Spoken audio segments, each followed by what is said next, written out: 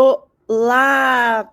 Todos sejam muito bem-vindos e bem-vindas ao nosso segundo episódio do Melhor Serviço do Mundo, onde nessa primeira temporada eu estou entrevistando os queridos e queridas professores da pós-graduação Experiência e Jornada do Cliente da SPM, do qual eu sou coordenadora.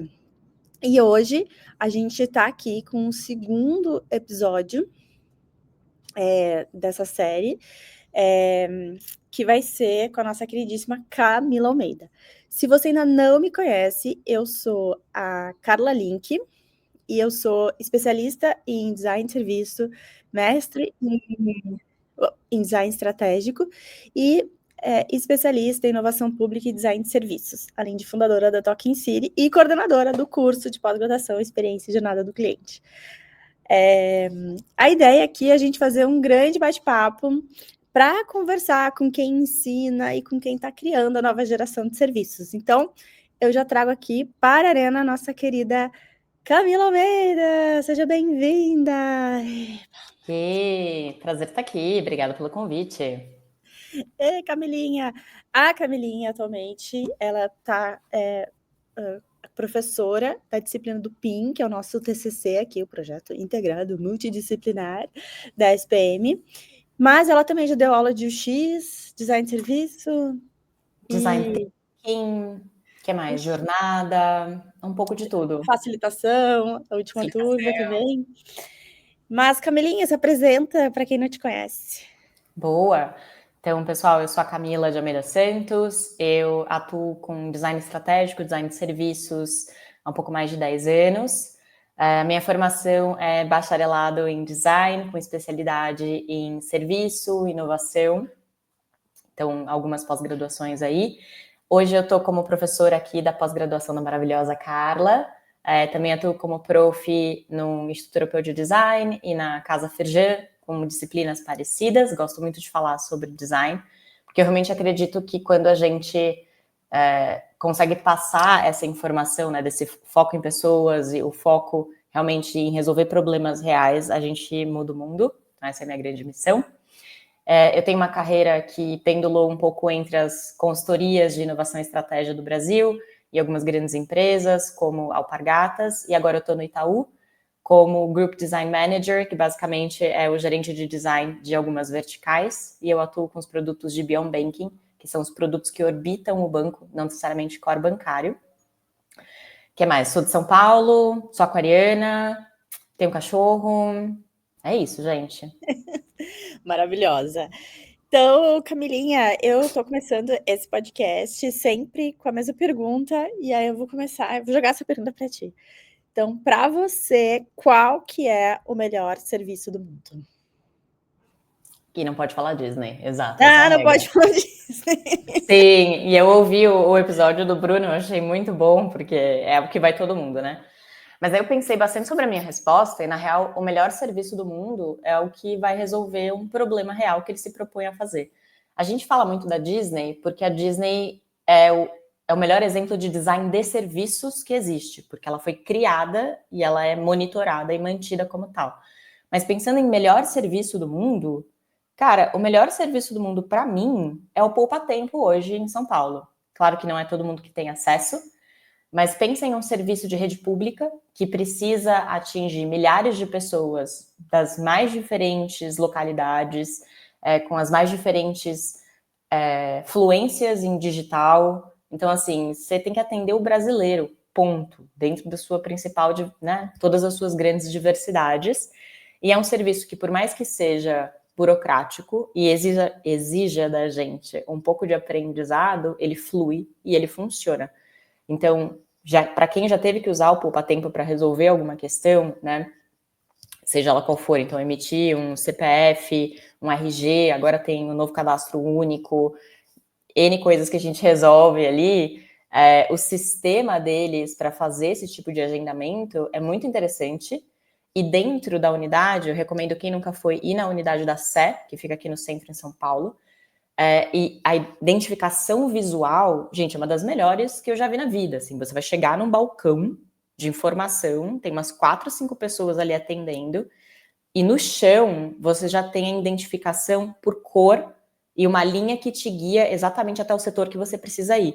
Então, você veio aqui tirar RG, você veio aqui fazer uma duplicata de um documento, você veio aqui fazer X, cada serviço é separado por setores, por cores, e lá dentro você vai se encontrando ao longo do processo.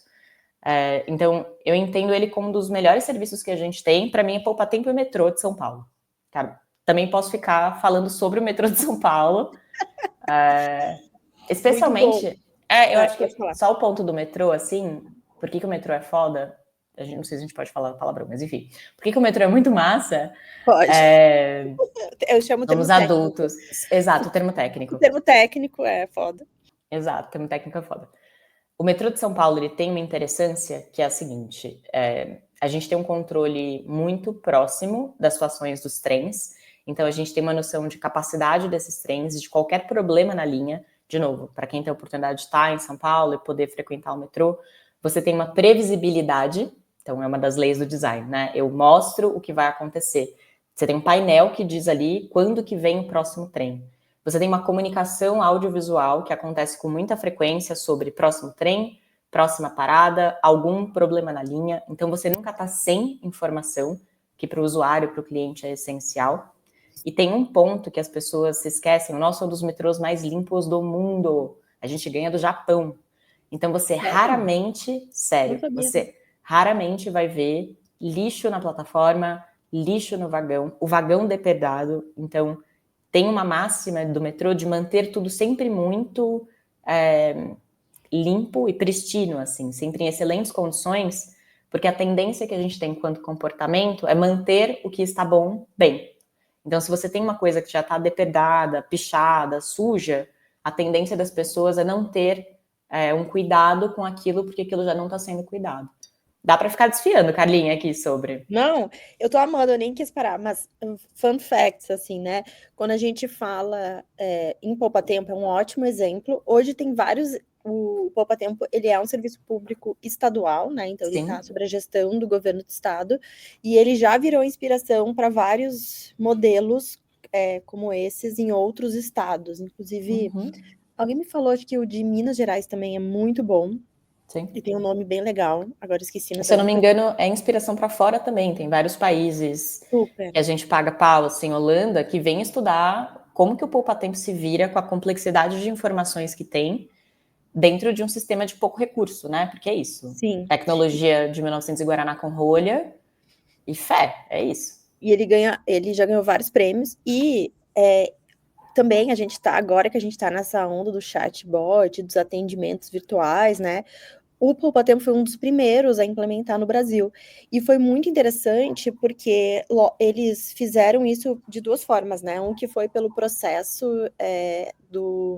tinha um programa de inovação do governo do estado, e eles jogaram esse desafio. Era Ideia Hub? Não. Agora eu não consigo. Gente, eu tô assim, esqueci os nomes das coisas. Mas era um programa super inovador de geração de soluções. Então, eles colocaram alguns briefings e foi uma empresa que fez, uma startup, né, no caso, montou todo esse projeto do Poupa Tempo de forma gratuita dentro desse programa do governo do estado. E ele virou case e referência no Brasil. Tanto é que essa empresa foi a estratégia de lançamento da empresa, né? Eram, se eu não me engano, não lembro quantos eram. É uma startup, né? Mas assim, você ter esse case, imagina. Foi o que abriu as portas. Eles começaram a trabalhar com o Magazine Luiza, com outras empresas, e eu lembro que a gente trabalhou, enfim, já tive a oportunidade de ouvir, né, um pouco mais sobre como foi a implementação desse case. Tanto a gente entrevistou depois o gestor, em termos, por causa de um projeto que a gente fez para um laboratório de inovação, que foi super legal, lá no pátio também a gente recebeu eles lá para falar. E era muito legal, porque eles tiveram muito o cuidado da linguagem, que é algo que a gente ainda não vê nos chatbots hoje. Porque essa mesma perspectiva de inclusão que eles tinham, que eles têm nessa construção da narrativa do uso do espaço físico, eles queriam construir no espaço digital. Então, isso também é uma lógica bem interessante, né? De pegar esse princípio que rege o serviço e transformar ele na lógica digital. E não simplesmente tentar fazer uma replicação desse serviço, né? E aí, eles, assim, transformar em digital algo que é físico. Eu vou trazer um exemplo bom disso. Sim. E aí, eles... tanto é que se alguém chegasse no chatbot e falasse assim, mano, carta, ele identificava que a pessoa queria fazer a atualização da carteira de motorista. Porque eles fizeram baseado nas gírias, na linguagem popular, enfim, eles foram construindo... Eles alimentaram a gente com a realidade, né? Com a Perfeito. realidade. Então, ele era muito inteligente, muito rápido, e era muito legal, porque como foi um dos primeiros, eles tinham alguns indicadores também, assim, de quantas pessoas diziam, vai com Deus, é o Poupinha, vai com É o Deus, Poupinha. respondiam pro Poupinha, porque... É o boa noite do William Bonner, gente. O brasileiro, ele faz isso, tá tudo bem. E era um exemplo super legal, assim, de realmente de como é um exemplo, e tá sendo exportado mesmo, né? E pensando, até trazendo aqui um pouco para nossa discussão, né, de disciplina e de como que a gente está pensando e formando as novas mentes, quando a gente olha para isso, é um excelente exemplo de um time que parou para pensar em quem atende, quais são essas pessoas, como que essas pessoas vivem no dia a dia, né, pensando em mapa de dores, assim, a pessoa que fala, mano, carteira... Quem que é essa pessoa, onde ela tá, qual que é o grau do corre, qual que é a agilidade que eu preciso dar, qual que é a informação que é mais importante para essa pessoa ter agora. Então, esse é um exemplo muito bom do quanto que uma estratégia bem feita de serviço impacta de ponta a ponta e, de fato, muda ponteiro de negócio. Então, lá na frente, por que você criou um chatbot? Eu tô travando ou você tá travando? Tu deu uma travadinha. Tem alguém travando? Mas o teu áudio ficou bom, mas o vídeo... A imagem, não. Para quem está só nos ouvindo, a imagem de Camila ficou travadinha. O áudio veio.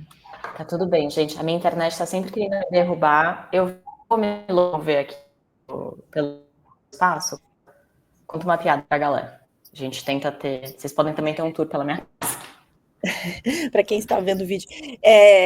Então, tá, deu uma travadinha mesmo. Mas realmente é muito interessante. Agora, eu queria só comentar, enquanto a Camila tá passeando ali pela casa dela, um de serviço. Eu fui até buscar aqui no celular a minha aluna, Natália Alavarce, querida. Obrigada por esse case, porque as pessoas me mandam os cases de serviço, né? Eu amo. Ela comentou ela falou que tem um caso muito bom, que é um exemplo de desses órgãos que regulam algumas profissões, que você precisa, enfim, ir lá pegar o número, sabe, da profissão. Eu não vou colocar aqui quem é, mas eles fizeram a mesma lógica de espera do espaço físico. Então, eles abriram um Zoom, você entra e é por ordem de chegada, e eles gritam o seu nome. Então, assim, essa minha aluna já tentou umas 4 vezes, e aí você fica ali fazendo outras coisas, só que se você te chamou e tu, sei lá, distraiu, tava concentrado numa coisa e não ouviu, perdeu o lugar, minha filha. E eles não te dizem se já chamou ou não. Tipo, quem chamou, chamou, quem não chamou, não chamou. Então, aí você pensa assim, gente do céu, existem tantos recursos digitais para transformar essa fila numa coisa inteligente, até no próprio Zoom, né? Poderia ser utilizado de outras formas, que não seja a ordem de chegada. Então, se chegava, você tinha que dar seu nome no chat. Até o recurso da mãozinha, né? Do tipo, todo mundo ergue a mão, você tem uma fila. O Zoom organiza para as pessoas. E aí a única regra é que você não pode abaixar de volta a sua mão, enfim, tem caminhos. Existem muitos caminhos.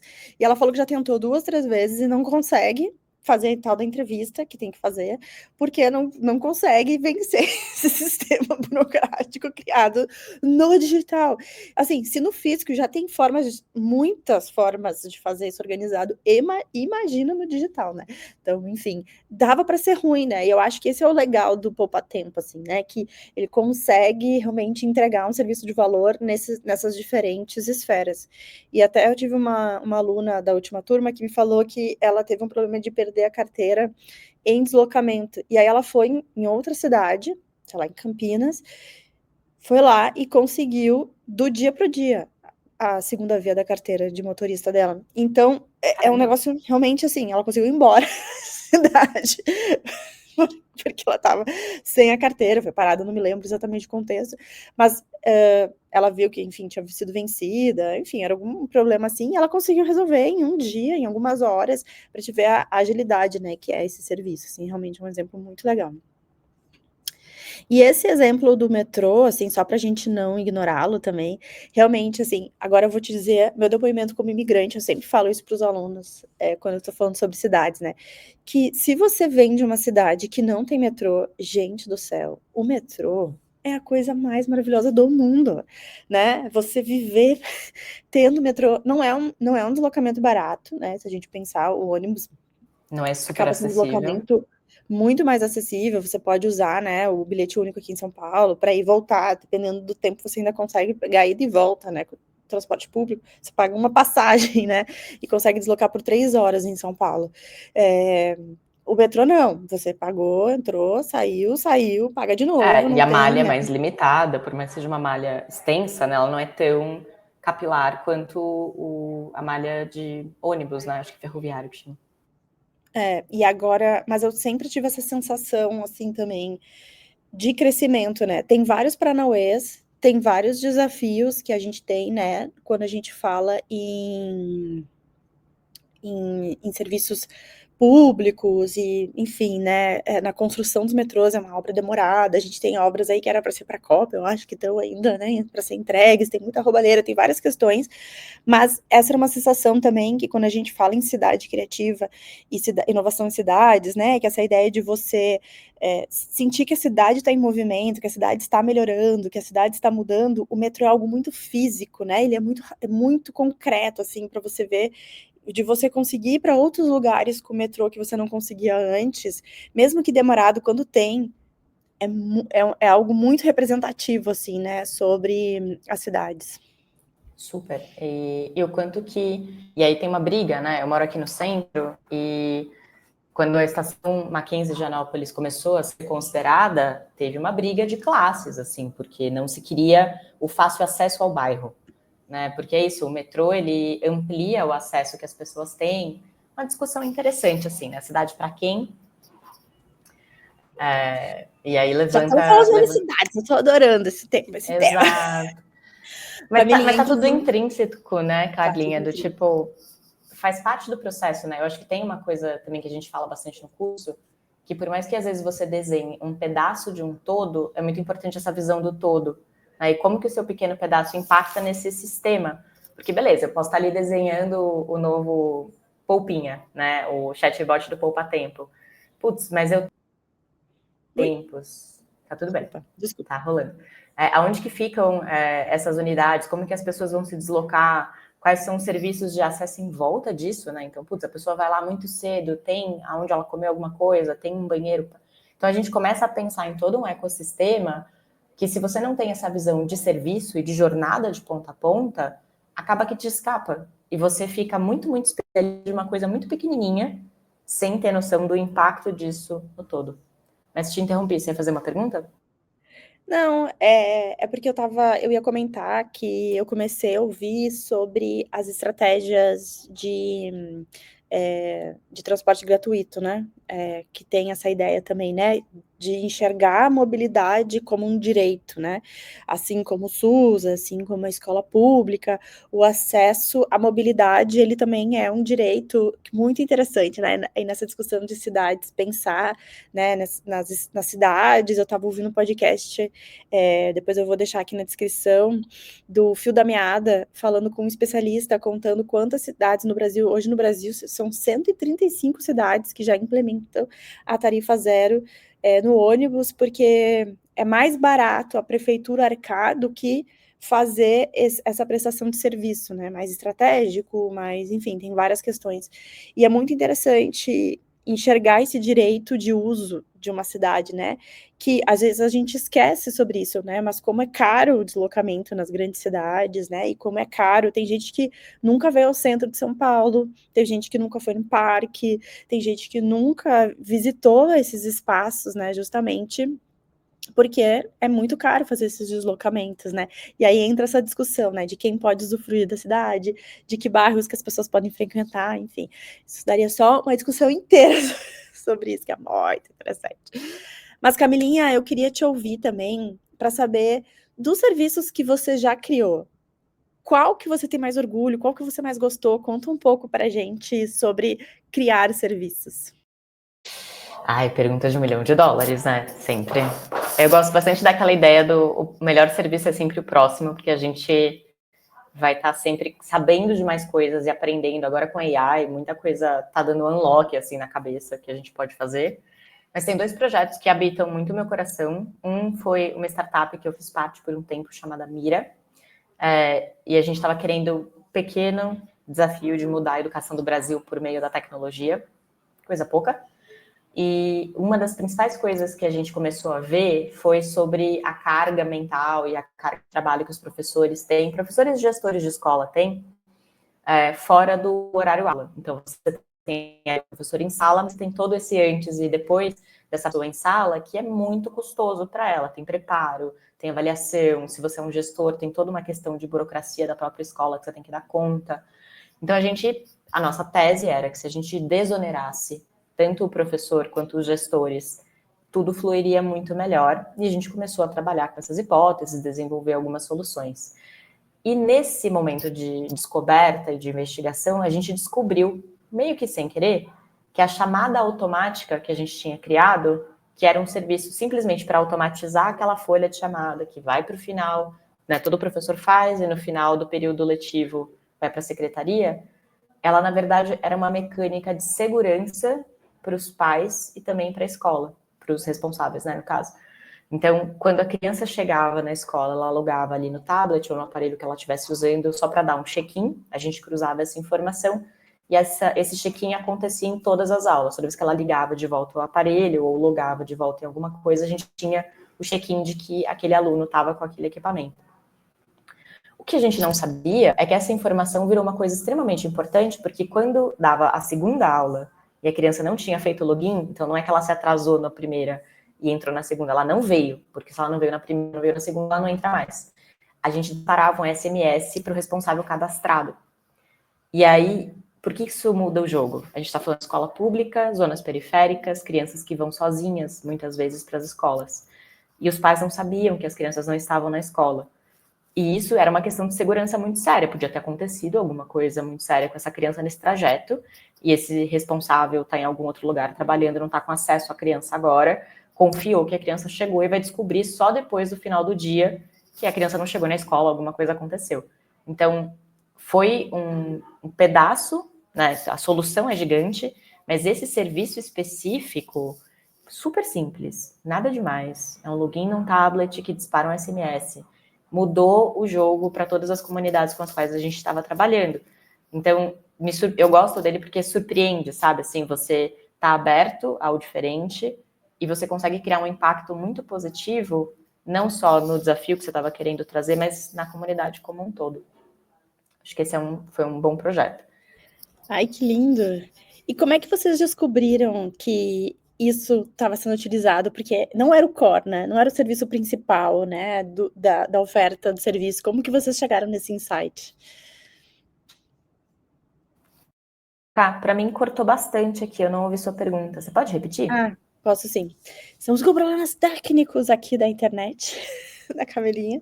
Tá dando umas Sempre. travadinhas para quem tá assistindo, mas o teu áudio tá vindo bem. Não, a pergunta era em relação a como Se eu vocês tirar a descobriram. câmera, melhora, será? Pode ser, podemos seguir sem. Vamos ver. A pergunta era como que vocês descobriram isso, né? Como vocês descobriram que teve esse impacto, assim, como que vocês chegaram, porque o serviço, esse não era o core do serviço, né? Essa era uma das funcionalidades, né? E como Sim. que vocês conseguiram identificar, né, a importância dessa funcionalidade? Boa. Ó, eu vou deixar o vídeo rolando, Carlinha, me dá um toque se estiver travando para vocês, eu tiro, tá? Mas o que aconteceu? Então, a hipótese que a gente estava testando e a gente criou um piloto era: a chamada é mais um processo burocrático, a gente vai automatizar a chamada, vai tirar essa função do professor que está em sala ali, né, da pessoa professora. Dentro do primeiro piloto, logo no começo da experiência, em que a gente tinha o disparo do SMS, a gente já começou a ouvir da primeira escola que isso era uma puta alavanca, que era uma coisa muito interessante, porque todo esse controle de se as crianças estavam ou não na escola acontecia no final do período letivo, isso já era muito tarde. A gente ficou, interessante, vamos pilotar para outras escolas? Então a gente expandiu esse piloto para as demais escolas e entendeu que, por mais que o serviço de automatizar a chamada fosse importante, o real valor desse serviço era o disparo de SMS no caso de uma falta. E aí a gente mudou a proposta de valor deste pedaço de serviço específico, né? Porque pensando numa startup que estava olhando para a burocracia da escola e como que eu desonero, a gente tinha várias outras coisas. Então você podia, tinha um banco de aula que você podia pegar para montar, banco de referência, uma coisa do livro de... Tem um livro de sala, que agora me foge o termo, mas... O Isso, o diário. diário. Que é uma desgrila. Automatizar o diário e tudo mais. Então, foi muito por teste, cá. E eu acho que, Legal. olhando para serviço, às vezes a gente se cristaliza muito na primeira proposta ou no primeiro desenho. E a gente precisa lembrar que os serviços, eles são vivos, né? Eles vão ter uma reação diferente quando ele entra em contato com a realidade. Uma coisa é a jornada que eu desenhei no papel, fiz ali no meu Figma, no meu workshop. Outra coisa é quando isso vai para o mundo real e isso encontra o usuário, encontra o cliente. E essa pessoa manipula o serviço. E aí você tem, de fato, a troca de valor ali acontecendo, né? A gente fala muito de que design de serviços é desenho do palco, né? A experiência vai acontecer ao vivo. É meio que assim. E é muito legal esse conceito, né? Eu tive uma experiência, no último episódio eu falei um pouco sobre o Pátio Digital, né? Que era o laboratório de educação, da Secretaria de Educação Pública.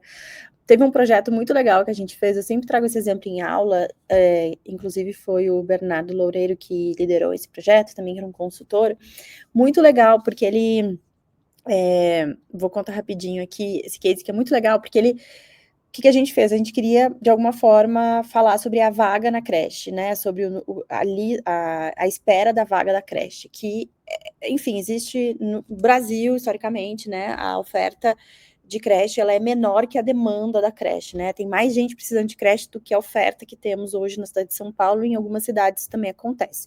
Então, esse é um indicador que é muito acompanhado, tanto pela esfera pública, quanto pela sociedade civil, pelas famílias, aqui, né, a gente tem o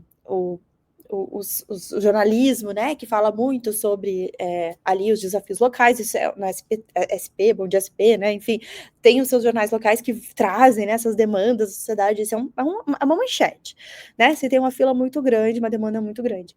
E aí a gente queria, de alguma forma, ajudar as famílias a conseguirem acessar essa informação de forma mais fácil para ajudar a sua tomada de decisão, porque o que tinha era uma grande lista que você conseguia ver ali, se eu não me engano, não era por escola, você só sabia seu nome, o seu número, você se inscrevia e dizia assim, você é o 10º na fila, você é o, né, sei lá, o X da fila.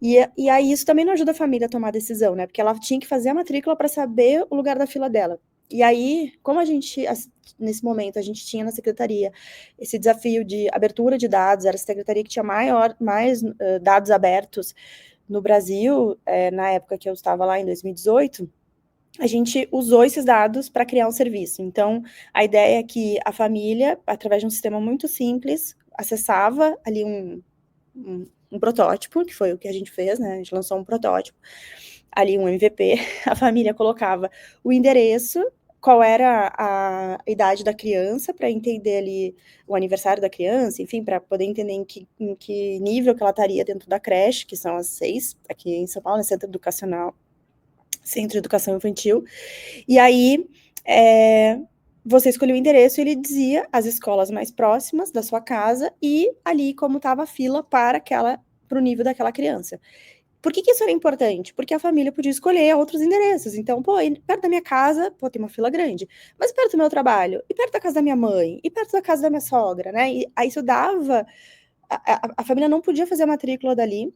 Aquele número, ele podia variar, porque né, a gente colocava bem grande, é só uma noção, ter uma ideia, né, de como que tá essa fila para a família poder tomar decisão e ver, existe várias complexidades em relação a esse número, mas o lance era isso, né, se uma tem 100, uma tem 10, a probabilidade de ser 10 é maior do que se eu entrar na fila de 100, né, e quando o time do pátio levou para a área de matrículas, a resposta foi, não, isso vai nos expor, isso vai virar manchete, e o Bernardo, muito inteligentemente, foi lá e construiu o protótipo e levou para a área, e a área olhou e falou assim, nossa, que demais, porque não era sobre a área, era sobre as famílias, né, e aí quando eles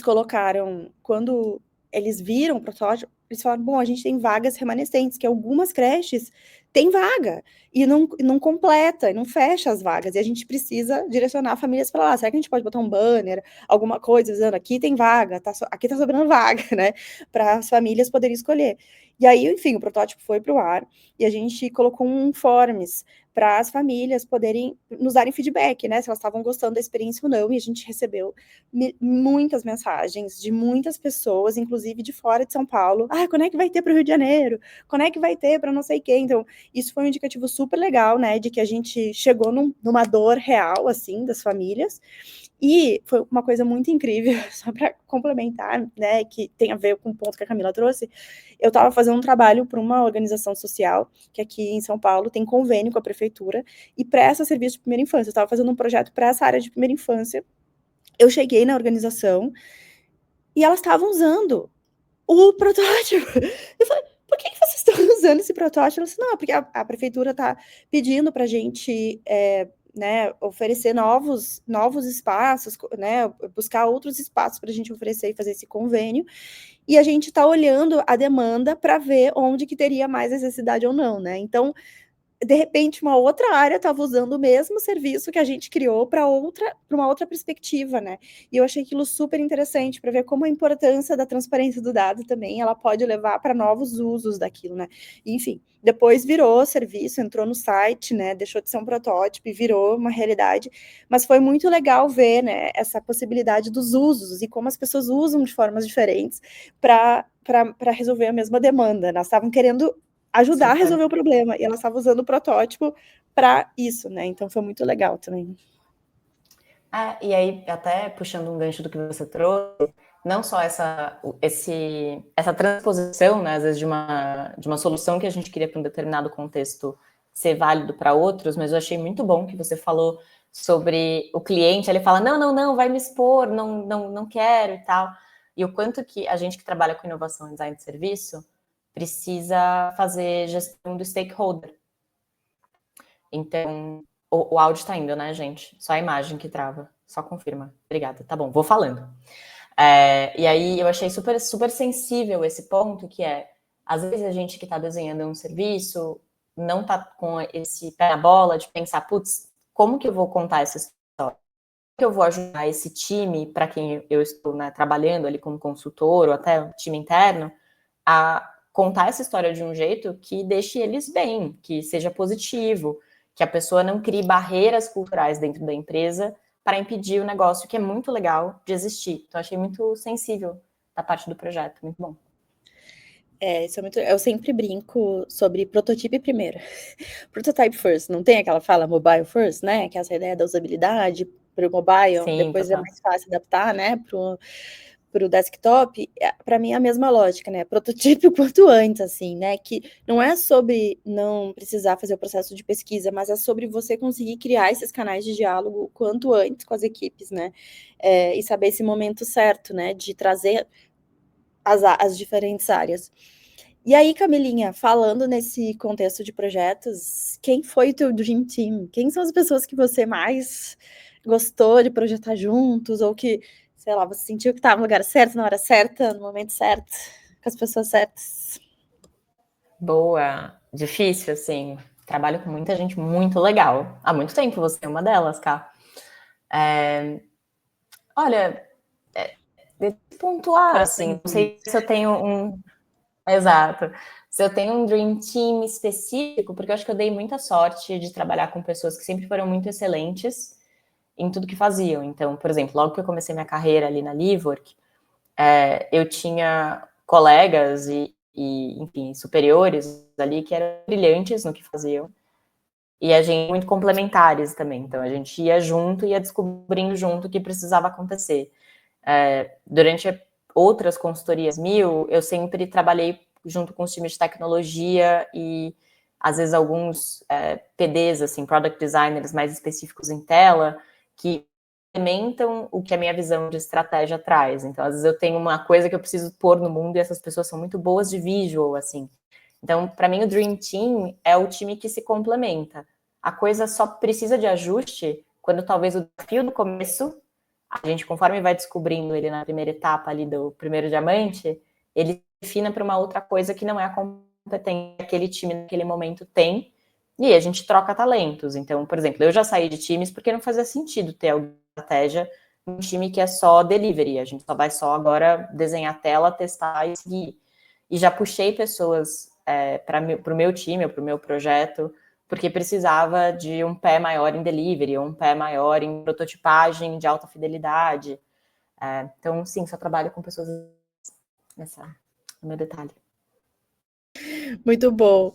E puxando um pouco essa sardinha, você falou da inteligência artificial, né? As coisas estão mudando bastante. Qual que é a tua pira no momento, assim, dentro do design de serviço, dentro de projeto? O que tá, assim, te incentivando a buscar, sei lá, mais conhecimento, correr atrás? Ou o que anda, assim, pô, isso aqui é uma coisa que eu tá curtindo muito fazer, eu tenho feito muito, aí seja uma coisa mais de tecnologia, de inovação, de ferramentas, ou enfim, de processos, o que você anda experimentando e testando aí nas suas práticas? Boa. Cara, a AI ela veio com muita força para service design por conta principalmente das questões das personas sintéticas, né? Que é uma das grandes dores das instituições no geral é volumetria de testes, é tempo, é custo, questão. Por exemplo, eu estou no Itaú, que é uma estrutura gigante, a gente tem muita maturidade de design, tem uma área inteira de design research, então a gente tem equipe, tem apoio, mas mesmo assim o orçamento é limitado e o tempo é limitado para a gente poder fazer tudo o que a gente quer. Então o time de pesquisa está começando a estudar sobre a criação de personas sintéticas com base no banco de dados gigantesco que a gente tem sobre comportamento, sobre outras pesquisas que já foram feitas.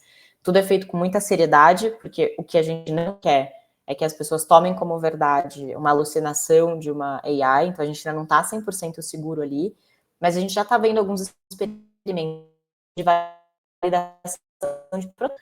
Então, eu mostro eu tenho uma AI que é uma das pessoas que a gente atua aqui no meu segmento, a gente põe a experiência ali na frente da AI, sobe o arquivo e pede para ela analisar como que ela se sente em relação àquela proposta, o que ela entende que ela conseguiria fazer ou não conseguiria fazer. Já dá para a gente, como se fosse uma pré-crítica, sabe assim? E aí a gente faz as nossas críticas internas, refina com base nisso e aí leva para mercado.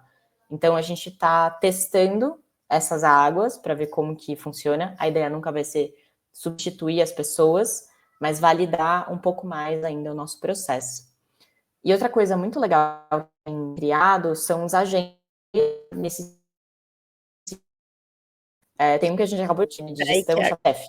agora deu uma travadinha. Repete. São os Paramos onde? agentes. Os Ó, agentes. isso. Então, tô travando? Não, Eu não agora posso tá falar indo. rápido, minha internet, ela quer me manter em 110 BPM. A gente está experimentando criar agentes de gestão. Então, imagina que você sobe todos os pilares de cultura da empresa, todos os guias de liderança, todos os treinamentos de liderança que você faz, todo o PDI da sua equipe. E aí você pode ficar, você tem tipo um chefe para bater junto com você das coisas. Putz, como que eu evoluo isso? Como que eu olho para aquilo? Claro, não te substitui, não substitui a sua gestão, mas te dá uma amplitude de visão. E o terceiro ponto que eu pessoalmente quero estudar mais, que é o que eu tenho me dedicado, é criação de interface usando AI, que a gente está chamando de vibe coding, né? Que você só monta, você pede para a AI ali no prompt o que você quer de interface, porque esse é o futuro da prototipagem, gente. O sonho de consumo de uma área de produto e negócio é você ter um chat que você fala a ideia e aquilo cria uma tela para você. A hora que isso acontecer, ou os designers estão sendo as pessoas responsáveis, ou a gente perdeu a mão e vai ser a era do protótipo tudo de volta, agora com AI. O que é perigosíssimo, porque por mais que as pessoas de produto e negócio tenham uma visão muito boa de números e de para onde o negócio tem que ir, os especialistas em experiência e os grandes defensores da causa ali do usuário, do cliente, sempre foi a disciplina de design. Então a gente também está experimentando como que a gente ganha velocidade de produção e como que a gente faz melhores perguntas. Mas basicamente em vez de eu ter 2 semanas, né, uma sprint, para fazer uma tela, eu posso ter horas, se eu souber fazer a pergunta certa e souber fazer o prompt correto ali para geração. É isso, estamos experimentando ainda, nada muito firme. Eu só não entendi, desculpa, não sei se é porque deu uma travadinha, mas por que o PPT, você falou, vai voltar à era dos PPTs, foi isso? Do PPtótipo. Então, não sei se você pegou, Cá. Todo mundo que desenhou algum produto digital viveu a era do PPtótipo, que era alguém do time, geralmente de negócios, vinha com, eu acho que pode ser assim. E aí a pessoa tinha feito uma tela tosca, tipo assim, quase paintbrush no PPT. E os designers, a princípio, se ofendiam, mas a gente aqui no Itaú tem uma cultura de olhar para além da tela, que é o que você quis dizer, o que você precisa, qual que é a proposta. Pensando em AI, se um time que não é design pode entrar num chat, pedir um desenho de tela, qual que é o perigo? Que isso não passe pelos critérios de avaliação e etc e tal, que a gente tem aqui dentro do processo, que a gente segue o processo de design. Então, a gente está construindo internamente ferramentas que sigam o design para que a gente não corra o risco de ter todo mundo criando experiências novas fora dos guidelines que a gente concorda que é uma experiência impecável.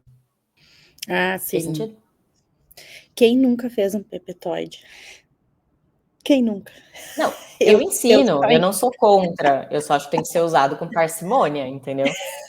Tem que entender que é muito mais para ser uma ferramenta de diálogo do que com essa expectativa de criar uma solução final, né?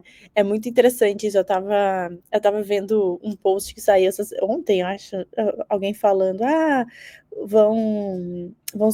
a inteligência artificial vai substituir, né, todas as profissões.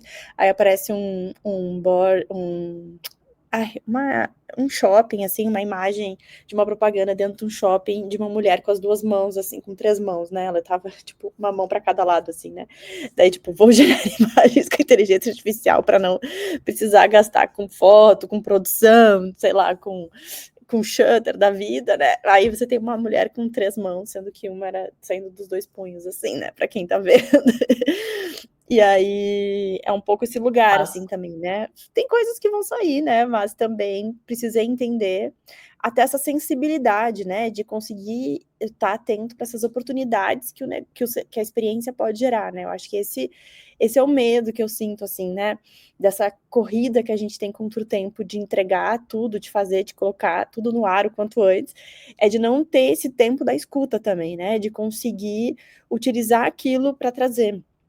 Porque a gente viveu também essa febre dos pitches e dos grandes projetos, né, de serviço, tudo virava um aplicativo, mas as pessoas não tinham essa ideia da sustentabilidade, assim, também, né, beleza, mas e a melhoria disso, né?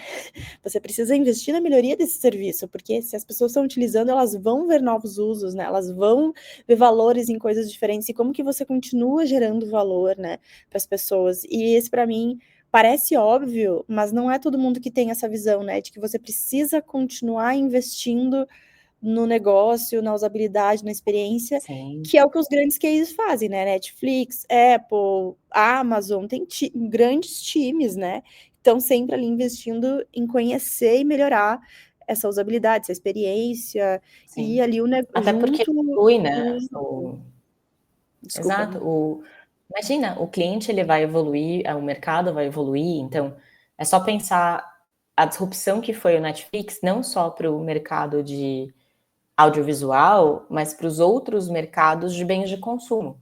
Então, quando a gente começa a ter acesso ao que eu quero, do jeito que eu quero e o quanto eu quero, que é o que o Netflix faz, você tem um catálogo infinito de, enfim, né, de interessâncias ali, de vídeos, de filmes e séries.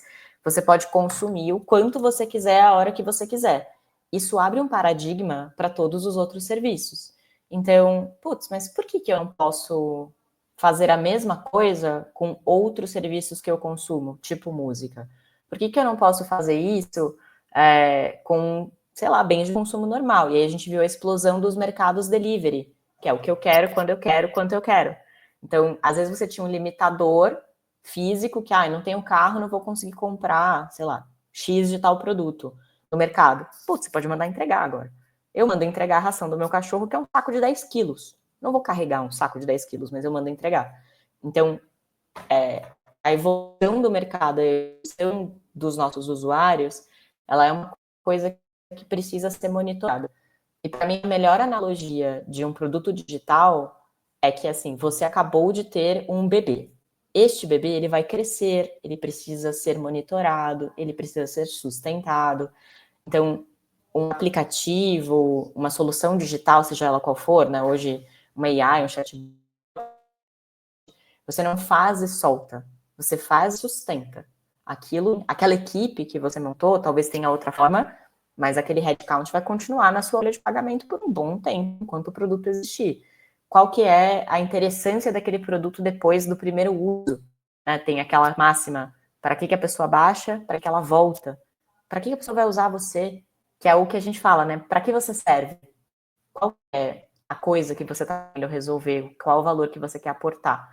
E tem soluções digitais que são de uso super recorrente. A maioria de nós usa algum streaming de áudio ou de vídeo todos os dias. Tem muitas pessoas que usam algum aplicativo de pedir comida todos os dias. Mas tem coisas que são super temporais. Por exemplo, o app da carteira digital, que a gente está falando aqui de serviços do governo.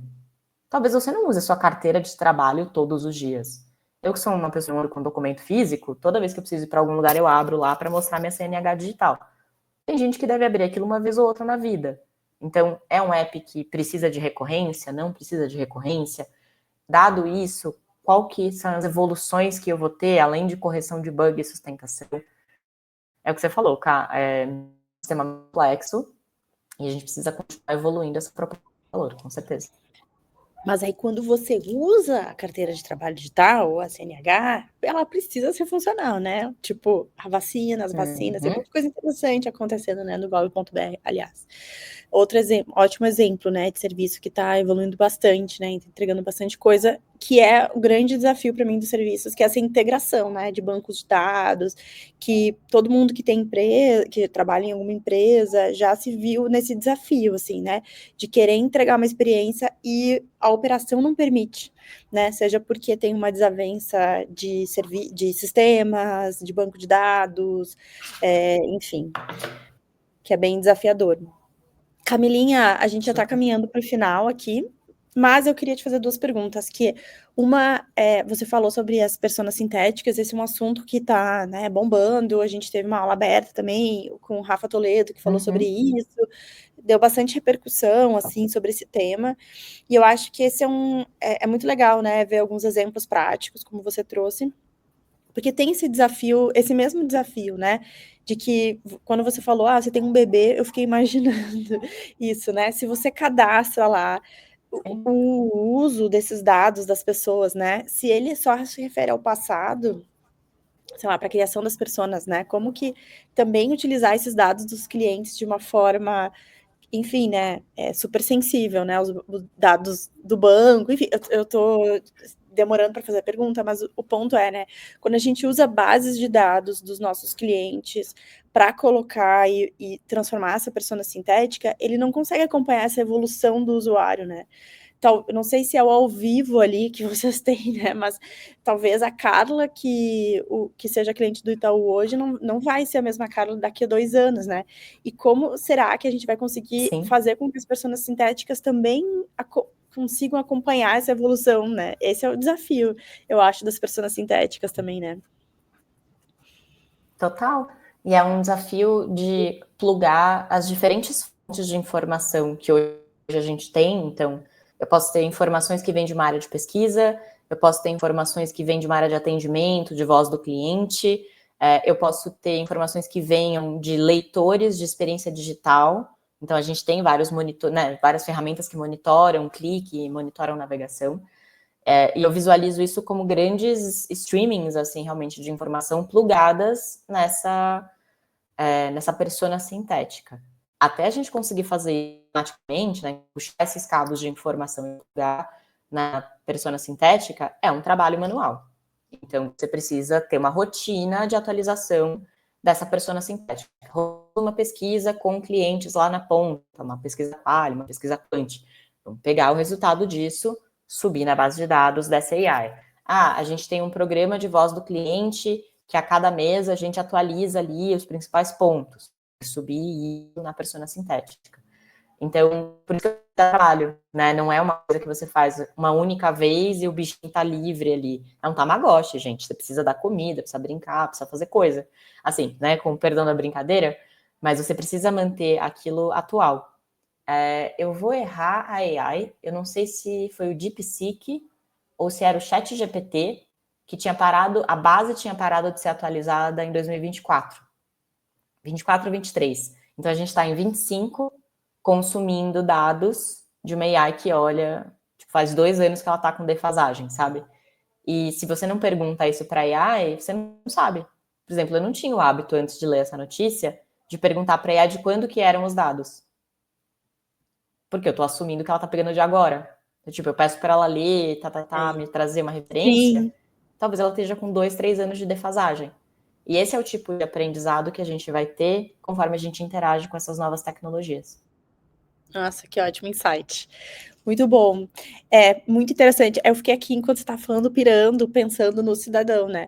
Como que a gente vai construir o cidadão, a persona sintética do cidadão, né? Porque um dos desafios que a gente esbarrou, por exemplo, numa política de implementação aqui em São Paulo, que tentava cruzar os dados de Secretaria de Assistência Social, Educação e Saúde, tipo, esbarrava em coisas muito simples de conseguir até cruzar essas bases e identificar o mesmo usuário nas 3, né? A gente sabe que a pessoa tá ali, ai, Carla, mas, pô, todo mundo usa o CPF. Mas não é toda a secretaria que usa o CPF como base, né? Então, por mais que o governo federal esteja utilizando o CPF como uma diretriz, né?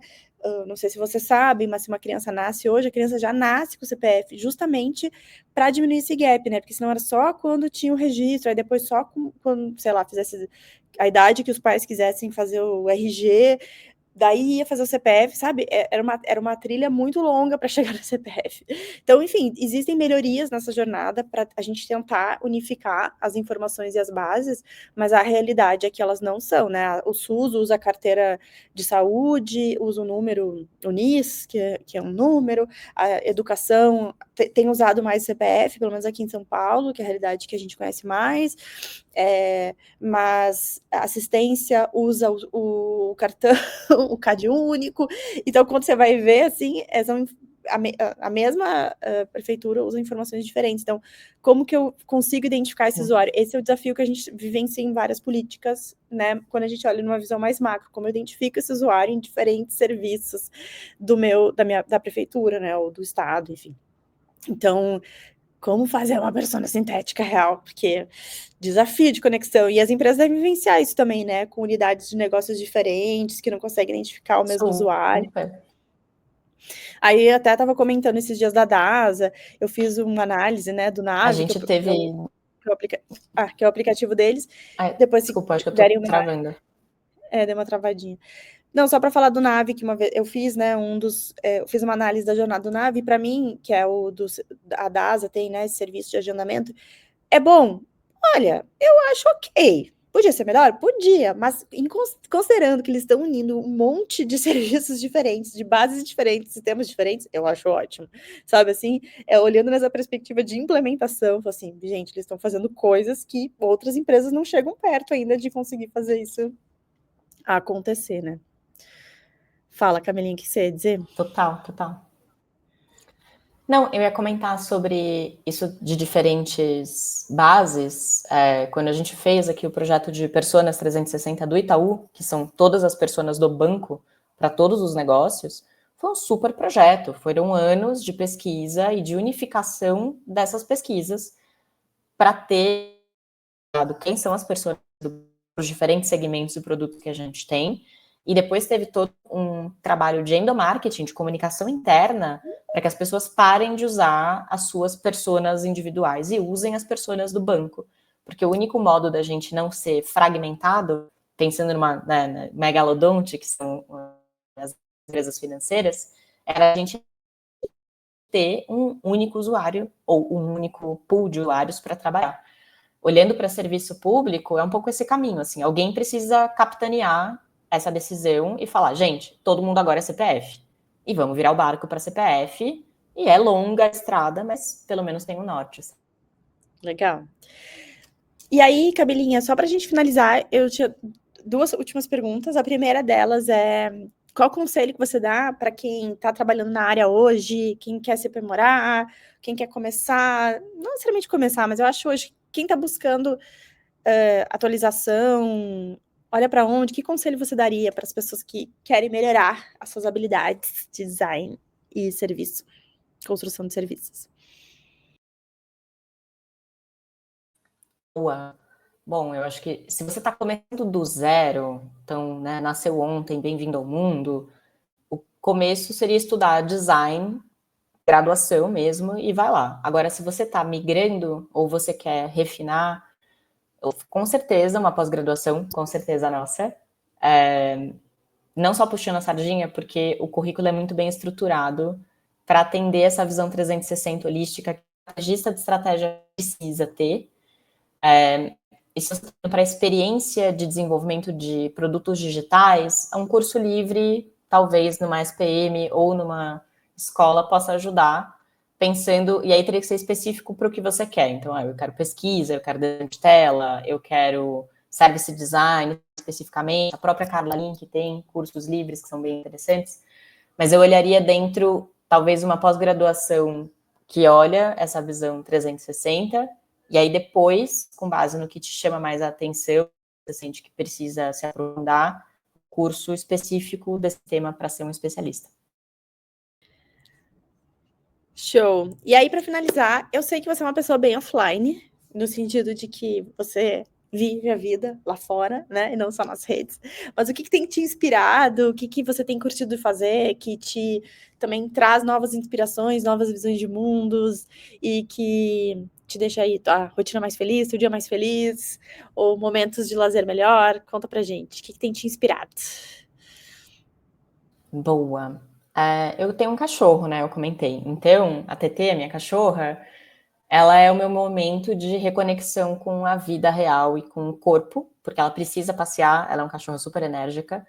E no passeio com a TT, geralmente eu saía muito com fone de ouvido podcast, alguma coisa assim. E agora eu tenho feito um exercício de olhar para o mundo e reparar o que tem. Tanto de reparar as pessoas e né, o que elas estão fazendo, como elas estão se vestindo, quais são os burburinhos que a gente está ouvindo, mas olhar para o mundo, sabe? Do tipo, repara nas arquiteturas das ruas e dos prédios e para as plantas. Eu acho que esse exercício de aterramento, ainda mais para o designer, é muito interessante para a gente se reconectar com as referências. No final do dia, tudo é uma referência natural. Então, a gente vai olhar para um layout de uma tela, um layout de um aplicativo. Cara, a natureza já resolveu isso, ó, anos-luz. Se você vai olhar, por exemplo, um minério e um fractal dentro desse minério. Então, me ajudado a dar esses passeios com intenção, sabe? Um passeio de uma intenção de prestar atenção. Tem sido bem legal. Que legal.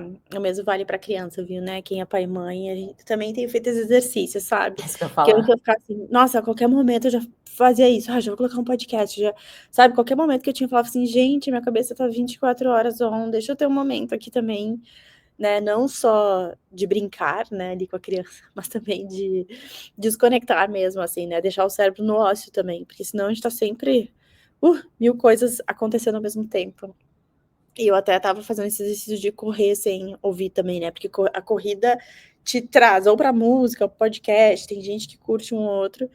E, enfim, às vezes você pode estar sem, você vai ter que correr também, né? Então eu sempre treinava de vez em quando sem, mas quando eu treino fora, assim, na esteira é mais difícil, mas quando eu tô num parque, alguma coisa assim, eu tô tentando evitar, assim, me cansa, sabe? E também de ficar, né, ali com aquele estímulo o tempo todo, né? E aí poder curtir também, né? Olhar para o céu, olhar para as pessoas que estão correndo, prestar atenção no que está acontecendo. É muito bom. Bom, não sei, Camilinha, tem mais alguma coisa, uma mensagem final que você gostaria de passar aí para o Ótimo. pessoal? Estamos. A mensagem final é, fechando aqui, né? Eu sei que eu estava. Tá travando agora. esse foi o episódio dos problemas técnicos. Ixi, agora realmente não estamos te ouvindo, Camilinha. Agora vai, melhorou? eu acho. Bom, Tirei melhorou. a câmera. Agora vai. Gente, tweet. Tenta lembrar para que o seu serviço existe, para que ele serve. Qual que é o valor que ele está tentando entregar. Foca nessa missão. Se você manter isso na sua frente, tudo que você precisa fazer é mais fácil, as discussões são mais fáceis, a gente vai perder menos tempo dando volta no próprio rabo, assim, sabe, correndo que nem cachorro, e resolver os problemas que de fato importam. Isso. Show! Gente, muito obrigada para vocês que ficaram até aqui. É isso, gente. Quem sabe fazer ao vivo, eu brinco que não existe nenhum serviço perfeito. Hoje o nosso podcast sofreu com a internet, faz parte. Mas para quem está ouvindo, para quem está assistindo aí, né, deu umas travadinhas. Mas, enfim, espero que a mensagem principal tenha ficado para todo mundo. Vamos ver como melhorar isso para o próximo. Inclusive, já temos a próxima data. Nossa próxima convidada, que é a Rossana Vasques, que trabalha com pesquisa, vai ser super legal.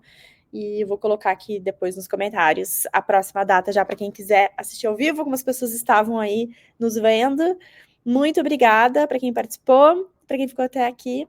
E até a próxima. Valeu! Tchau! Até a próxima, pessoal. Obrigado. Tchau, tchau.